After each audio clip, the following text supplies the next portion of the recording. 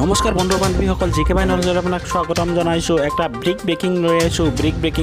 Breaking news এইটো যে matric পৰীক্ষাৰ মাত্ৰ 15 মিনিট পিছতেই মোবাইলে ভাইৰাল প্ৰশ্ন কাকত।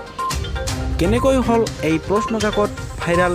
ধুবুৰীৰ পাগলহাট পৰীক্ষা কেন্দ্ৰৰ প্ৰশ্ন কাকত বাহিৰ হোৱা বুলি সন্দেহ কৰা হৈছে। কেনেকৈ হ'ল এই ঘটনাটো? মেট্ৰিকৰ বিজ্ঞান বিষয়ৰ পৰীক্ষা চলি থকাৰ কিছু সময় পিছতে মোবাইলে প্ৰশ্ন কাকত ভাইৰাল। পাগলহাট পৰীক্ষা কেন্দ্ৰৰ পৰাই প্ৰশ্ন কাকত বাহিৰ হোৱাৰ সন্দেহ কৰা হৈছে। কোনোবা নহয় কোনোবা দুষ্ট চক্ৰৰ ফলত এই ঘটনাটো সংঘটিত হৈছে। মেট্ৰিক পৰীক্ষাৰ মাত্ৰ 15 মিনিট পিছতে মোবাইলে ভাইৰাল প্ৰশ্ন কাকত। কি পদক্ষেপ লয় পুলিচে তাৰ বিষয়ে তদন্ত কৰি আছে। ধুবুৰী পাগলহাট পৰীক্ষা কেন্দ্ৰৰ প্ৰশ্ন কাকত বাহিৰ হোৱাৰ সন্দেহ কৰা হৈছে। পুলিচে অলৰেডি কিন্তু তদন্ত আৰম্ভ কৰিছে। কেনেকৈ এই প্ৰশ্ন কাকত বাহিৰলৈ ওলাই আহিল? অলৰেডি পুলিচৰ তদন্ত যেতিয়া শেষ হ'ব, কেনেকৈ সংঘটিত হ'ল এই ঘটনাটো সম্পূৰ্ণকৈ ওলাই আহিব।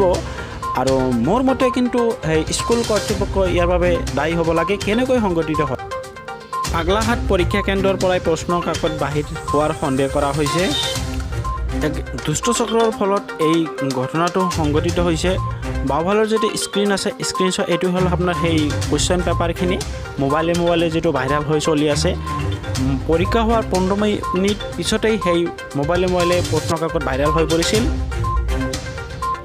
ধুবুৰী পাগলহাট পৰীক্ষা কেন্দ্ৰৰ প্ৰশ্ন কাকত বাহিৰ হোৱা বুলি সন্দেহ কৰা হৈছে। কি হয় পৰৱৰ্তী সময়ত? কেনেকৈ এই মেট্ৰিকৰ বিজ্ঞান বিষয়ৰ প্ৰশ্ন কাকতখন কেনেকৈ ভাইৰাল হ'ল আৰু কেনেকৈ